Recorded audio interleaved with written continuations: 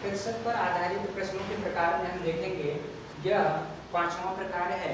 और पांचवें प्रकार में हम पढ़ेंगे कि आय व्यय पर आधारित प्रश्न। इस प्रश्न में हम देखेंगे कि यह प्रश्न नंबर 1 है। एक आदमी अपनी आय का 5% निर्धन कोष में अदा करता है और शेष आय का 20% बैंक में वो जमा करता है और 80% वो उसका बचा लेता है, जो यानी 1919 रुपए के बराबर है। उसकी राशि ज्ञात करनी है। तो यहाँ से हम मान लेते हैं कि माना उसकी आय 100 रुपए थी।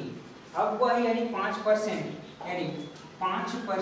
जो है वह यानी निर्धन कोष में अदा कर देता है, तो उसके पास बचता है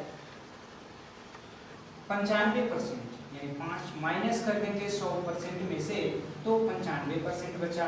अब ये शेष राशि हो गई, हमारी शेष राशि है। अब इसका 20% वो अदा कर देगा यानी बैंक में, तो उसके पास शेष बचेगी 80%, यानी 100 माइनस का 20% वो अदा कर दिया बैंक को, तो उसके पास बची 80%, जो कि बराबर है 1919 रुपए के। 1919 रुपए के। अब इसे हम सॉल्व करेंगे। यहाँ देखते हैं कि 95 बाई का 100 इंटू का यह 80 बाई का यह 100, इसे 1919 के लिए बराबर हुआ। अब यहाँ से इसे कैंसिल करेंगे तो 19 बचेगा 95, 19 से कम 19 और ये 19 से कम 19, यहाँ आया 101।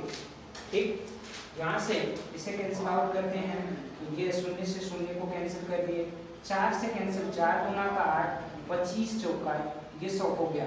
अब यहाँ से देखेंगे 5 से और 2 से मिला के ये 10 हुआ और कैंसिल आउट हो गया। इसका गुणनफल करेंगे तो यक्स की जो वैल्यू आई वो आई हमारा 25 और 25, यानी 2525 रुपया उसकी आय थी।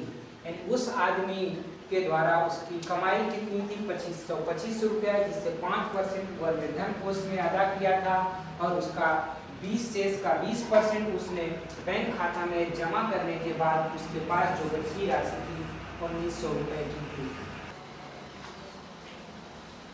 अब ये आय व्यय पर आधारित प्रश्न नंबर 2 है, देखेंगे।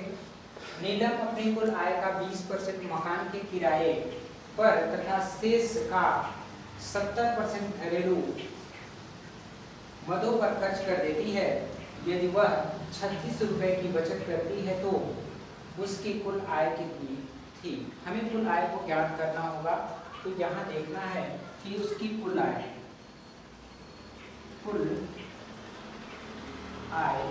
में मानना होगा यक्ष रुपया। अब इस यक्ष का वह यानी 20% मकान किराए में खर्च कर दी, तो उसके पास बचा कितना?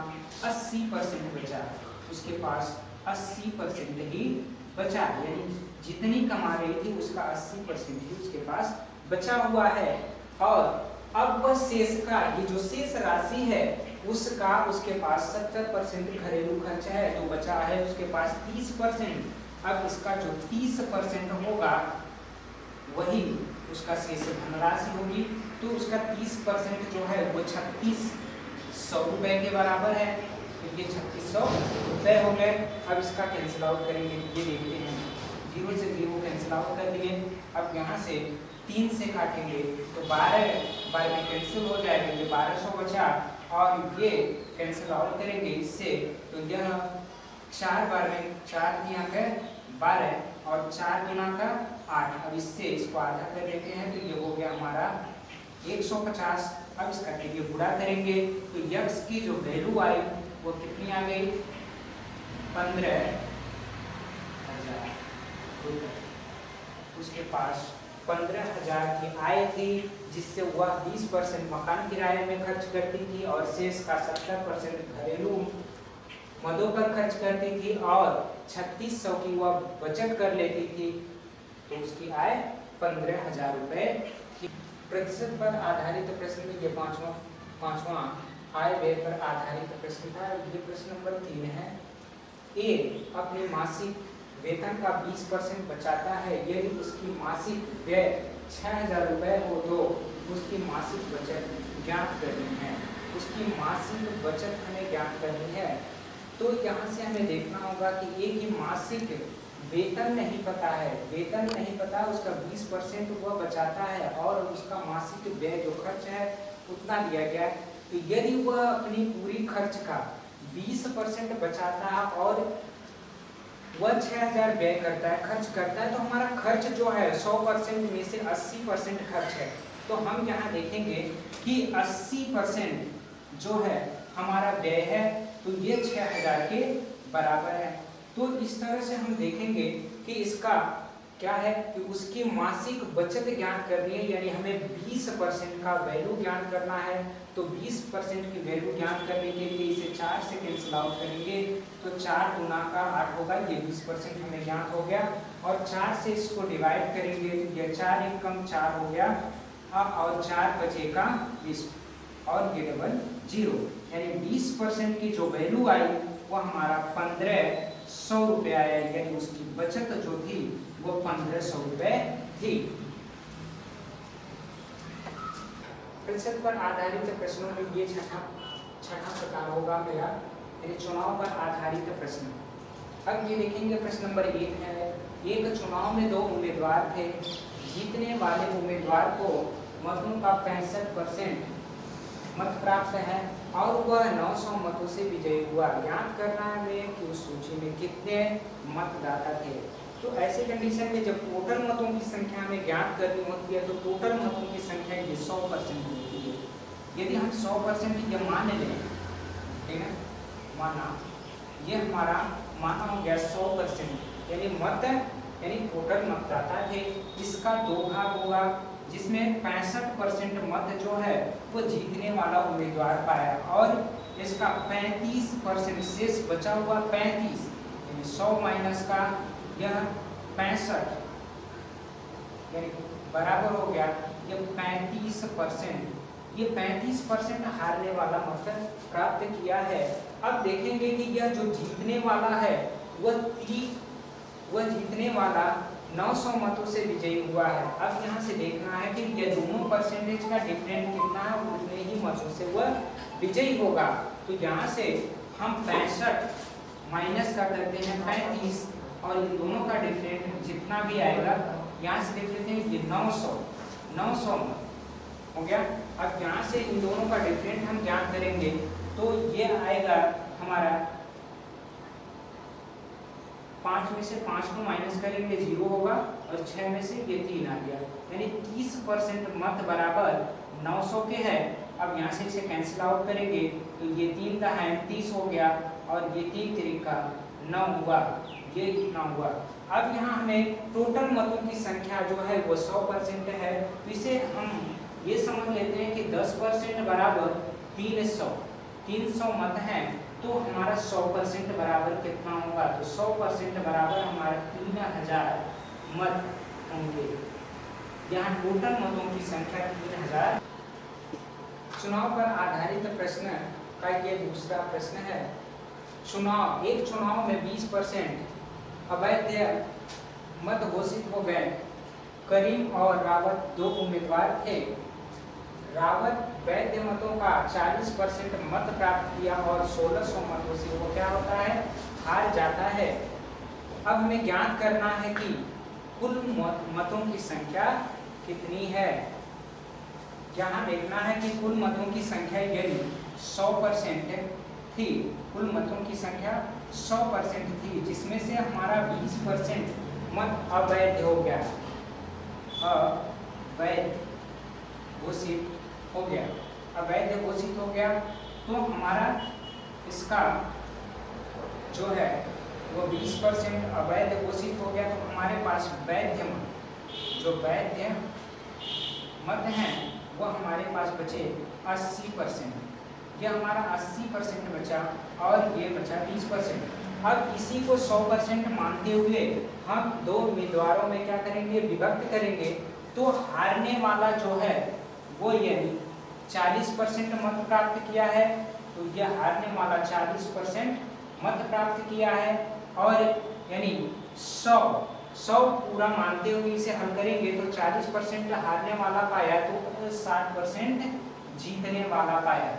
मतलब ये है कि रावत ने जो वैध मत थे वो यानी उसका 40% रावत पाया है, रावत, और करीब 60% मत पाया। अब वह यानी कि दोनों मतों का डिफरेंट यदि निकाला जाए तो कितना होगा, यानी 60 माइनस का 40, ये हमारा परसेंटेज डिफरेंट, और ये बराबर है हमारा 1600 मतों से वो हार गया है। दोनों के मतों का डिफरेंट 1600 है, तो यहाँ हमारे निकल के आया 20% बराबर ये 1600 मत आए। हमें प्राप्त हो गया कि 20% बराबर 1600। अब ये किसका 20% है, इस 80 का 20% है। अब हम देखेंगे कि कुल मत हमारे पास 100% थे, तो हमें यह 80% का हमें मिला है कितना, 20% मत जो मिल गया है वो 1600 के बराबर है। अब यहाँ से देखेंगे कि यह कुल मत यानी कुल मतों की संख्या यहाँ पे है, तो ये कुल मतों की संख्या है उसका 80% और उसका यानी 20% हमें दिया गया। इसे सॉल्व करेंगे तो कुल मत जो होगा, मत गुणे का ये 80/100 और गुणे का ये 20/100, इसे सॉल्व करेंगे ये 1600 हो गया। यहाँ से कैंसिल कर देते हैं, यहाँ से 8 दूना पे 16 ये होगा, और ये 2 से कैंसिल आउट करेंगे ये 100 आया। फिर ये पूरा करेंगे तो कुल मत जो हमारा हो गया, कुल मत ये हमारा हो गया 10,000 मत, ये हमारे टोटल मतों की संख्या ज्ञात हो गई। अब देखेंगे चुनाव पर आधारित प्रश्नों में ये तीसरा प्रश्न है। एक चुनाव में ए और बी दो प्रत्याशी थे। ए ने कुल मतों का 45% मत प्राप्त किया है, परंतु वह 1000 मतों से चुनाव हार जाता है। कुल मतों की संख्या ज्ञात कीजिए। यदि यह टोटल मतों की संख्या यदि 100% होती तो इसका 45% हारने वाला पाया है, तो जीतने वाला कितना पाएगा, हारने वाला, हारने वाला, जीतने वाला, जीतने वाला ये 55% मत प्राप्त किया। अब यह चुनाव जीतता है कितने परसेंट मतों से, तो यह हम ज्ञात करने के लिए 55 माइनस का 45 करेंगे। तो यहाँ देखते हैं कि दोनों परसेंटेज में जितना डिफरेंट होता है उतना ही मतों के बराबर होता है, क्योंकि उतने मतों से वह विजयी हुआ है। तो ये 1000 मतों से क्या हुआ है, विजयी हुआ है। यहाँ से हम डिफरेंट निकालेंगे, 10% हो गया, 10% बराबर हमारा 1000 आया, तो 100%, तो 100% बराबर होगा ये 10,000 मत। टोटल मतों की संख्या 10,000 थी। मिश्रण पर आधारित प्रश्न हम देखेंगे कि यह हमारा मिश्रण पर आधारित प्रश्न ये 7वां यानी 7वां प्रकार का है। ये प्रश्न नंबर 1 है। 15 लीटर घोल में 40% चीनी है, जिसमें 3 लीटर पानी और मिला दिया जाए तो नए घोल में चीनी का प्रतिशत कितना होगा, यानी चीनी का हमें परसेंटेज ज्ञात करना है कि चीनी कितना % होगा। तो यहाँ से हम देखते हैं टोटल हमारे पास 15 लीटर था और ये 15 लीटर दो भागों में विभक्त हुआ, कुछ चीनी है कुछ पानी है, जिसमें से चीनी का जो परसेंटेज है वो 40% है और पानी का परसेंटेज जो है वो 60% है। तो अब हमें सबसे पहले इसका संबंध ज्ञात करना होगा। 40 संबंधे का 60 जो हमारा काटने के बाद आया 2 संबंधे का 3, यदि इन दोनों का योग किया जाए, अनुपात का योग किया जाए तो ये आया हमारा 5 संबंध, ये बराबर हो गया 15 लीटर के। तो संबंध की जो वैल्यू आई वो 3 आ गई। तो हम देखेंगे इस प्रकार से कि जो चीनी थी वो कितनी थी, तो चीनी का जो हमारा संबंध है वो 2 संबंधे का है, तो 3 गुणे का 2 आया। और यहाँ से देखेंगे जो पानी की मात्रा थी वो 3 गुणे का 3 आया। तो यानी ये 6 लीटर जो थी वो चीनी थी और ये 9 लीटर क्या है हमारा पानी था। अब पानी में हम और बढ़ाएंगे, पानी बढ़कर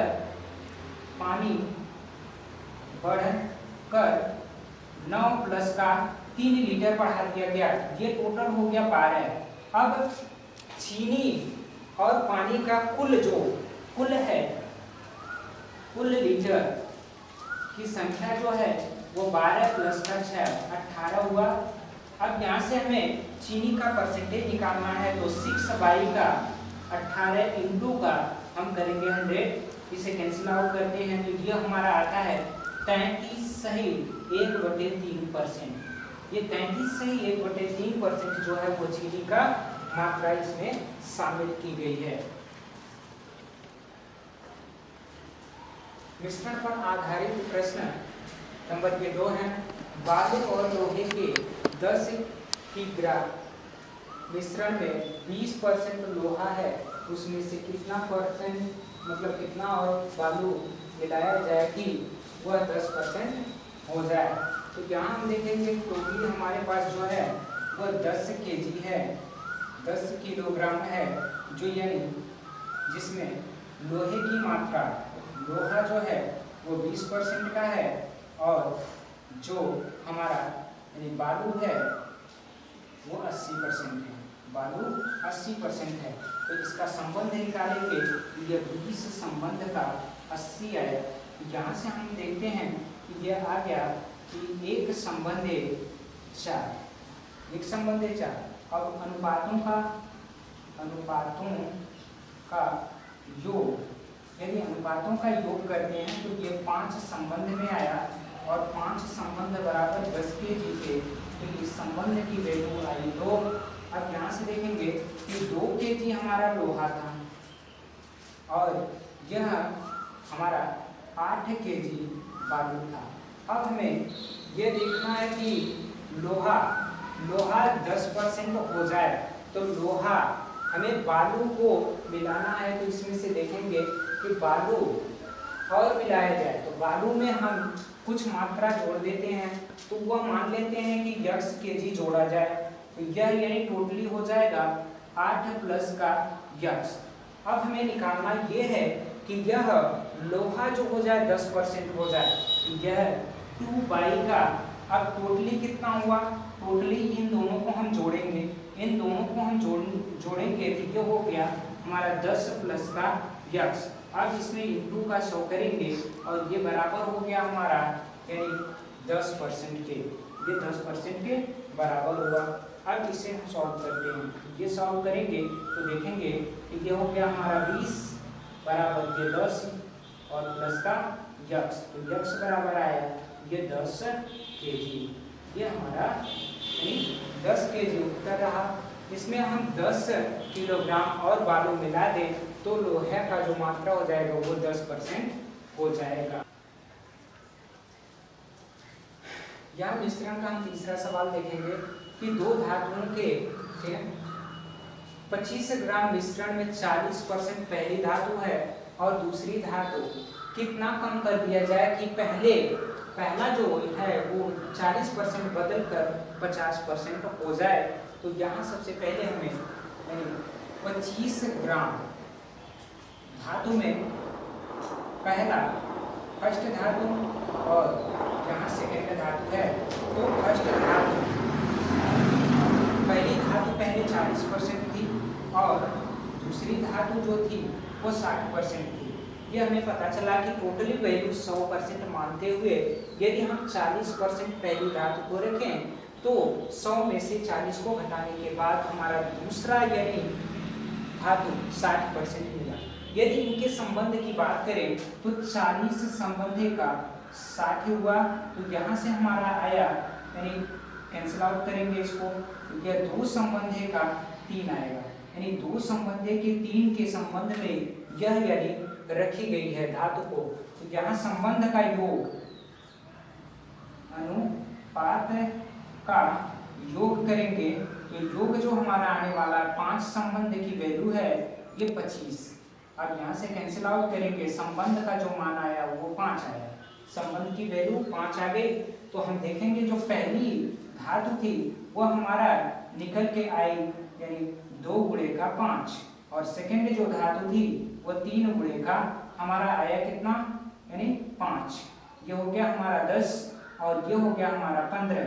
यानी पहली जो धातु थी वो 10 ग्राम थी और दूसरी जो धातु है वो 15 ग्राम थी। पहली धातु 10 ग्राम और दूसरी धातु हमारी 15 ग्राम थी। अब हमें दूसरी धातु को कितना कम कर दिया जाए, तो दूसरी धातु को हमें कम करना है यानी इससे कम करना है। तो यहाँ देखना होगा कि हम 15 में से यक्स ग्राम घटाने के पश्चात वह अगर ये नया अनुपात मिलेगा तो हम देखेंगे कि यह जो पहली धातु थी वो 50% हो जाए। तो यह पहली धातु जो 10 ग्राम की थी वो 10 ग्राम ही हम लिखेंगे, लेकिन अब यहाँ पे हमें टोटल कुल ग्रामों की संख्या में से यक्स को घटा देंगे। तो यहाँ से ये हम घटाएंगे तो ये हो गया 25 माइनस का यक्स ग्राम कम कर दिया जाए तो ये हमारा आना चाहिए 50%। यानी टोटली जो हमें ये परसेंटेज में चेंज करेंगे तो ये आ जाना चाहिए था 50%। यहाँ से इसे कैंसिल आउट करेंगे तो ये 2 बार में कैंसिल हो गया। यहाँ से गुणा करेंगे तो ये 20 हुआ बराबर ये आया कितना, यह हो गया 25 माइनस का यक्स, इसको इधर ट्रांसफर करते हैं तो ये यक्स बराबर आ गया हमारा 5 ग्राम। ये यानी 5 ग्राम यदि सेकंड धातु को कम करेंगे तो पहली धातु हमारी 50% की हो जाएगी। अब हम इसका 8वां प्रकार पढ़ेंगे, जनसंख्या पर आधारित प्रश्न। देखिए इसको कैसे हल करेंगे ये हमें देखना होता है। तो इसका पहला प्रश्न है, किसी नगर की जनसंख्या 10% वार्षिक दर से बढ़ रही है, वहां की वर्तमान जनसंख्या यदि देखी जाए तो 1 लाख है। 3 वर्ष के बाद नगर की जनसंख्या कितनी होगी।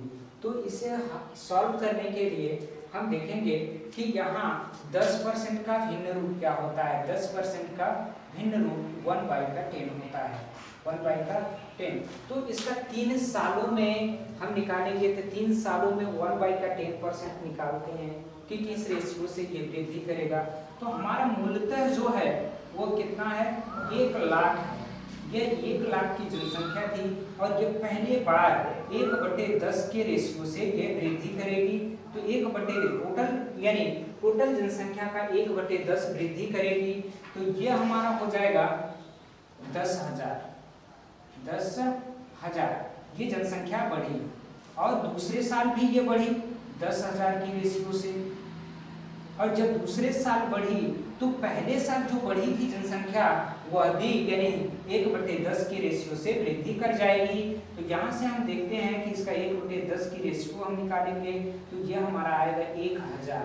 यानी 1000 यानी इस दूसरे साल में यानी पहले जो हमारा 1 लाख था उसका 1/10% तो बढ़ा ही बढ़ा, 1/10% बढ़ा ही बढ़ा। साथ साथ यानी जो 1/10% पहले यानी 10,000 थी उसका भी यानी 1/10% वृद्धि कर जाएगा। अब यहाँ से देखते हैं तीसरे वर्ष में जो ये 1 लाख था उसका यानी 1/10% तो ये बढ़ेगा ही बढ़ेगा, तो ये 10,000 होगा। और साथ ही साथ अब जाके जिसके पीछे जितने यानी जनसंख्या है वो सारे के सारे लोग वृद्धि करेंगे 1/10 के रेशियो से। तो इसका भी 1/10 रेशियो निकाला जाए तो ये होगा हमारा 1000 और इसका यदि 1/10 निकाला जाए तो ये होगा हमारा यानी 1000 और यदि हमारे पास बची राशि ये इसका भी 1/10 निकाला जाए तो ये होगा 100। अब ये जो हमारा टोटली है ये पूरी की पूरी टोटल जो वैल्यू है कुल, ये कुल ही हमारी जनसंख्या हो गई, ये कुल हमारी जनसंख्या हो गई, कुल जनसंख्या होगी। अब ये कितनी है टोटली, पहले तो हमारे पास 1 लाख थी, 1 लाख थी। अब जाके यानी 10,000 3 बार वृद्धि की तो यह 30,000 हो गया, ये 30,000 की जनसंख्या वृद्धि हुई। अब यहाँ देखेंगे 1,000 करके 1,000 3 बार वृद्धि की तो यह 3000 की जनसंख्या वृद्धि की, अब यहाँ से 100 जनसंख्या और वृद्धि की, तो ये हो गया टोटली कुल। ये कुल हम निकालेंगे तो ये हमारा आया 133,100, यानी 1,33,100 होगी। ये वर्तमान होगी, वर्तमान 3 साल बाद, 3 साल बाद की जनसंख्या इतनी होगी।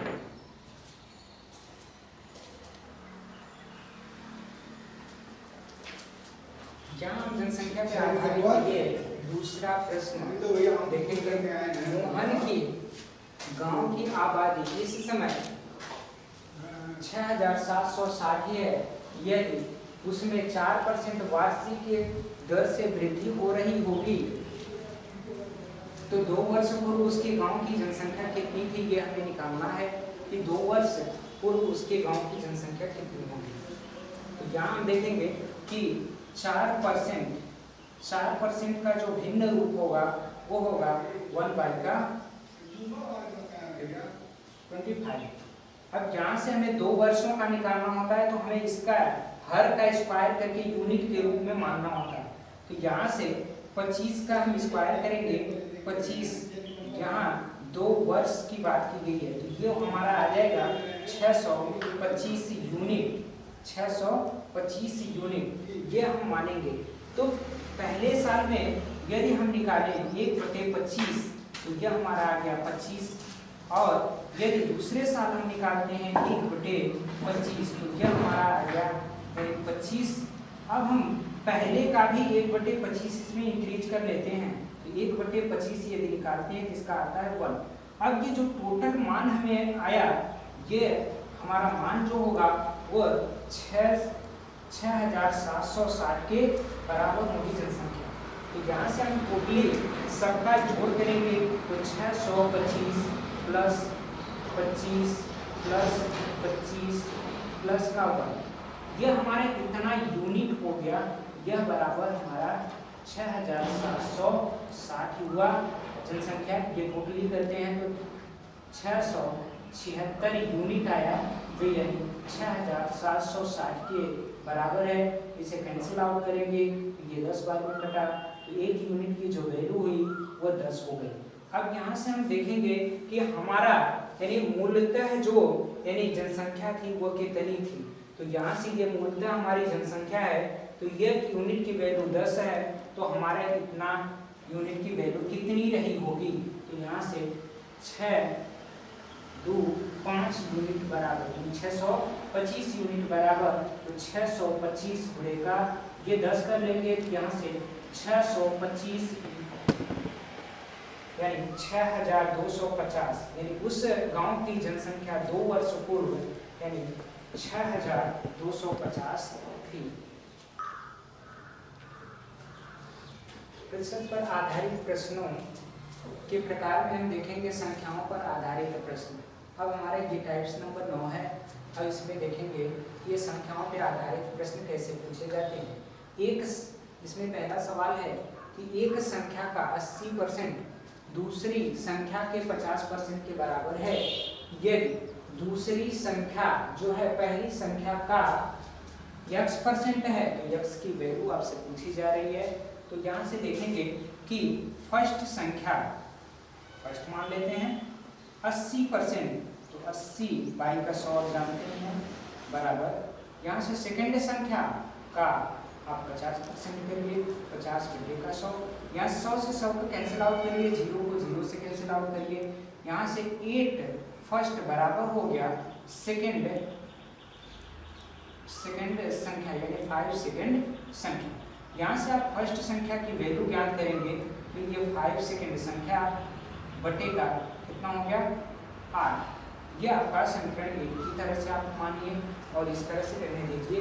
अब यहाँ से कैसा कथन का हुआ कि दूसरी संख्या यानी सेकेंड संख्या बराबर होगी फर्स्ट संख्या का काम होता है पूरा और उसका x% x बाई का 100। इसमें हम मान रखेंगे समीकरण 1 से। तो यहाँ से देखेंगे कि जो सेकेंड संख्या है वो इक्वल है यानी 5 सेकेंड संख्या पाई का 8 इंटू का यक्स पाई का 100, इसे कैंसिल करेंगे। सेकेंड से सेकेंड को कैंसिल आउट करेंगे, यहाँ 1 बचेगा। यहाँ से 5 को 5 गुना कर 10, क्या हो गया, यक्स की जो वैल्यू आई वह आई 160। हम देखेंगे कि यक्स की वैल्यू कितनी आ गई, यहाँ पे यक्स की वैल्यू 160 प्राप्त हुई। इस तरह से इस प्रश्न को हल करेंगे। यहाँ संख्याओं पर आधारित प्रश्न का ये दूसरा प्रश्न है। देखेंगे किसी संख्या का 4/5 भाग उसके 65% से 60 ही अधिक है, संख्या ज्ञात कीजिए। तो यहाँ सबसे पहले हम संख्याओं को मान लेते हैं थोड़ा सा कि वह संख्या हमारे पास यक्स थी। यदि यक्स का हम क्या करें, 4/5 भाग निकालें तो यह भाग उस संख्या के, इसी संख्या के 65/100। अगर देखा जाए 65% से ये 60 ही अधिक है, तो इसमें हम क्या करेंगे, 60 को जोड़ देते हैं। अब ये दोनों वैल्यू आपस में बराबर हो गई। अब देखना ये है कि इसे कैसे हल करते हैं। यहाँ से देखिए यह 5 से कैंसिल आउट करिए, 5 गुना कर 10, ये 20 हो गया। और यहाँ से 5 एकम 5, 5 यहाँ है 15। अब इस संख्या को हम इधर लाते हैं तो ये कितना हो जाएगा, 4x बाई का 5 माइनस यह 13x बटे का 20 बराबर 60। यहाँ से हम इसका एलसीएम लेते हैं तो एलसीएम हमारा 20 आया और यहाँ से डिवाइडेड करते हैं तो यह हो गया 4 से इसमें गुणा करेंगे तो ये हुआ 16x। यहाँ से 20 से डिवाइड करते हैं तो 1 बार में ये कितना हो जाएगा, 13x बराबर ये कितना हो गया 7। यहाँ से इसका अंतर ज्ञात करते हैं तो अंतर हमें 3 मिलने वाला है, 3x और इसका 3 पूरा कर देंगे तो ये हमारा हो गया 6 गुना 12 100। अब इसे कैंसिल आउट करेंगे तो ये कैंसिल आउट करने पर हमारा x की जो वैल्यू प्राप्त हुई वो 400, यानी वह संख्या हमारे पास थी 400। 400 की संख्या का 4/5 भाग किया जाए तो उसके 65% से 60 ही अधिक होगा, वो संख्या हमारी 400 होगी। ये देखेंगे संख्याओं पे आधारित ये तीसरा प्रश्न है। प्रश्न नंबर 3, किसी संख्या का 1/14वां भाग 12 के बराबर है, संख्या का 150% कितना होगा। तो हम मानते हैं माना हुआ संख्या यक्स थी और इसका हम निकालेंगे 1 बाई का ये 14वां भाग निकालना होगा तो 1/14 करेंगे और ये बराबर है 12 के। अब यहाँ से इसे हम ज्ञात करते हैं तो यक्स बराबर जो हमारी वैल्यू आई वो 14 गुणे का 12, यहाँ से गुणा करेंगे तो जो भी आने वाली है। यहाँ से देख लेते हैं हमें इसका निकालना है, इस संख्या का हमें निकालना है 150%। तो हम निकालेंगे 14 गुणे का 12 का 150%। ये इसे कैंसिल आउट करेंगे, ये कैंसिल हो गया। यहाँ से इसको कैंसिल करेंगे तो 5 का 15, 5 गुना का 10, ये कैंसिल आउट करेंगे तो ये आया हमारा 6। अब यहाँ से हम गुणा कर लेते हैं, यहाँ से 6 त्रिके 18, ये 14 गुणे का 18, यहाँ से गुणा करेंगे 14 और 18 का देख लेते हैं। 14 और 18 का गुणनफल जो होगा वो 4/32, 32 को 2 लिखते हैं, 4 एकम 4 और 8 एकम 8, 8 और 4 इसे जोड़ेंगे तो जोड़ने पे हमारा आया कितना 15,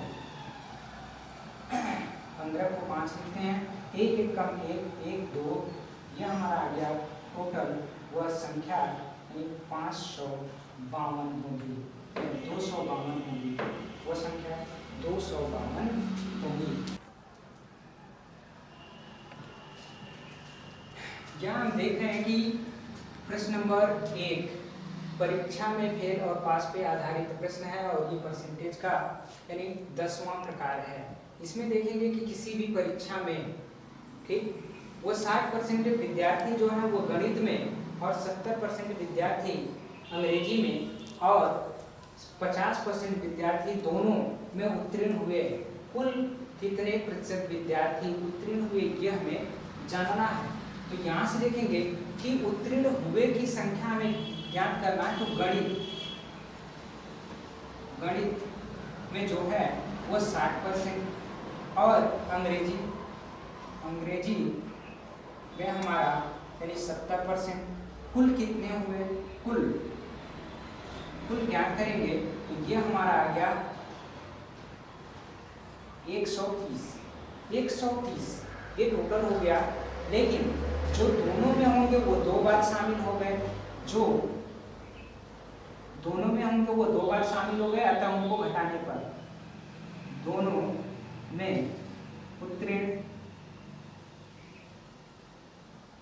में उत्तीर्ण जो है हमारे पास 50 हैं।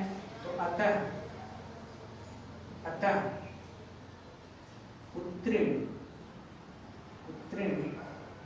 विद्यार्थी 130 माइनस का 50 होगा, जो घटाने पर यह हमारा 80% आएगा। ये 80% हम देख रहे हैं कि गणित में जो है वो 60%, अंग्रेजी में 70% और टोटल किया गया तो हमारा 130 आ गया। जबकि हमें यानी क्या चाहिए, दोनों में उत्तीर्ण जो 50% है वो 2 बार शामिल हो गए। इसी 2 बार शामिल को एक बार हमें घटा लेना होगा तो हमारी उत्तीर्ण की संख्या ज्ञात हो जाएगी। यदि हम इसे डायग्राम के अनुसार समझें तो ये डायग्राम है इसका। ये हम देखेंगे यह गणित और ये है अंग्रेजी और देखते ये हैं कि गणित में हमारे टोटली जो हैं वो 60 ही हैं, लेकिन 50 जो है अंग्रेजी है तो बीच में हम 50 रख देंगे और बचा हमारे पास गणित में 10। तब टोटली ये दिया हुआ है हमारा 7। ये टोटली है गणित में। और यदि देखा जाए अंग्रेजी में तो अंग्रेजी में टोटल 70 है, जो 50 हमने पहले ही लिख लिया और उसके बाद यानी क्या चीज कि शेष बचा हुआ कितना है, तो शेष बचा हुआ 20 है। तो 20 अब यहाँ से देखेंगे कि इन दोनों का यदि योग किया जाए तो ये हमारा 70 नजर आ रहा है और इन दोनों का योग किया जाए तो हमारा 60 नजर आ रहा है। अब हम यहाँ देखेंगे कि टोटल यदि उत्तीर्ण विद्यार्थियों को यदि देखा जाए तो कुल टोटल उत्तीर्ण विद्यार्थी यही हैं। तो ये हो गया हमारा 10 और प्लस 50 और प्लस ये हो गया 20, टोटल हमारा आया 80। ये 80% विद्यार्थी उत्तीर्ण हुए थे। परीक्षा में फेल और पास पर आधारित प्रश्न नंबर ये 2 था। एक परीक्षा में हिंदी में 40%, संस्कृत में 25% और दोनों विषयों में 20% विद्यार्थी अनुत्तीर्ण हुए। बताइए कुल कितना % विद्यार्थी उत्तीर्ण हुए। हमसे उत्तीर्ण पूछा गया और अनुत्तीर्ण दिए गए। तो सबसे पहले हमें टोटली निकाल लेना होगा कि कितना अनुत्तीर्ण हुए। तो यहाँ हिंदी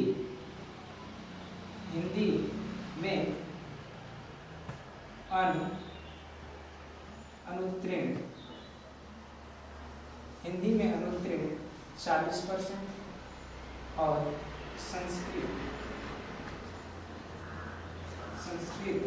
में अनुत्तीर्ण हमारा 25%। अब कुल कितने कुल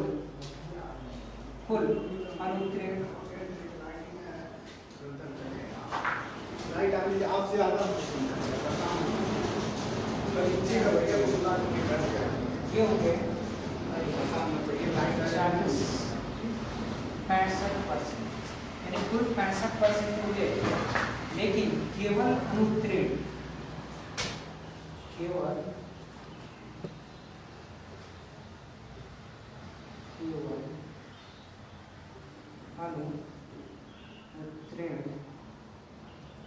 विद्यार्थी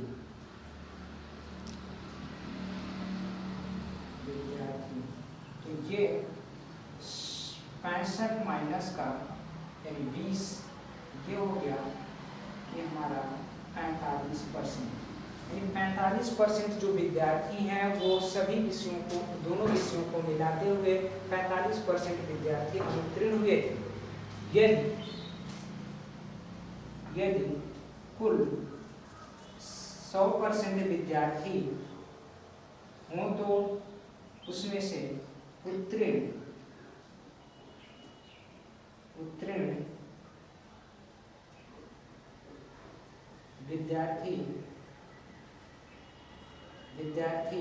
100 माइनस का 45 बराबर हो गया हमारा 55% विद्यार्थी। ये कितने परसेंट विद्यार्थी उत्तीर्ण हुए। अब यहाँ हम समझेंगे डायग्राम से, देख लेते हैं डायग्राम से कितना होगा कि पहला जो हमारा है हिंदी में,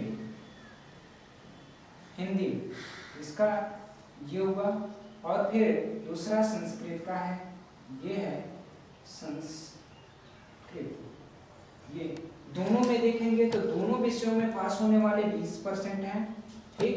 और यहाँ से संस्कृत में टोटल हमारे कितने हैं, टोटल हमारे यानी 25 हैं, तो यह 5 यहाँ रख देंगे तो ये पूरे संस्कृत में 25 हो जाएंगे।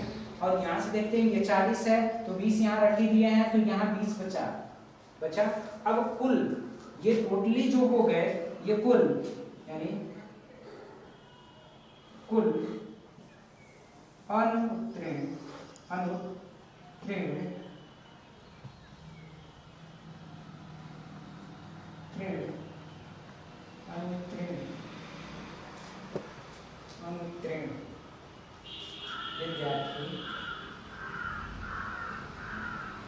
अनुत्तीर्ण विद्यार्थी ये हमारा 45 हुआ। कैसे 45, 20 + 5 ये टोटली हो गया 45, यानी 45% विद्यार्थी कुल अनुत्तीर्ण हुए थे। तो उत्तीर्ण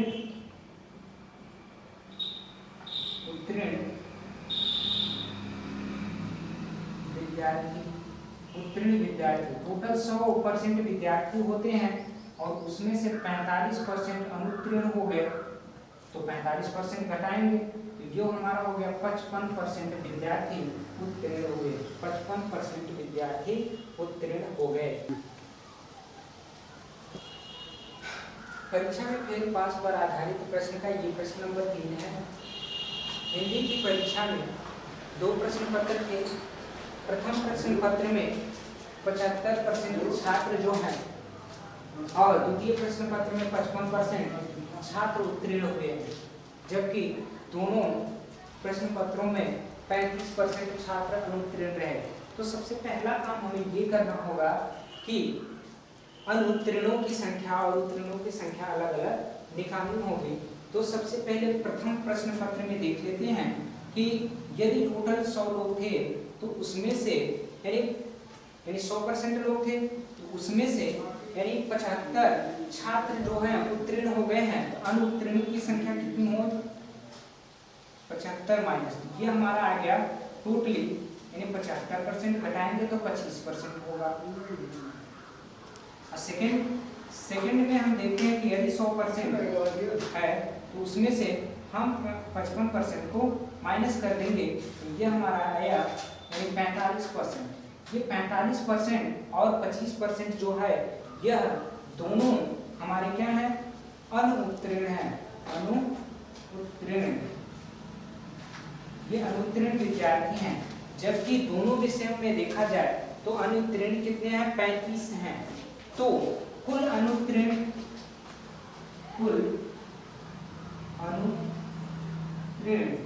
कितने हुए, तो इन दोनों को हम जोड़ेंगे यानी 45 और प्लस 25, और उसमें से जो दोनों हैं वो 2 बार शामिल हो गए हैं, तो अतः हम उसे घटा देंगे। ये घटाएंगे तो हमारा यानी 35, ये हमारा आया 45 50 60 70 माइनस का 35, तो ये हमारा उत्तर आ गया 35%।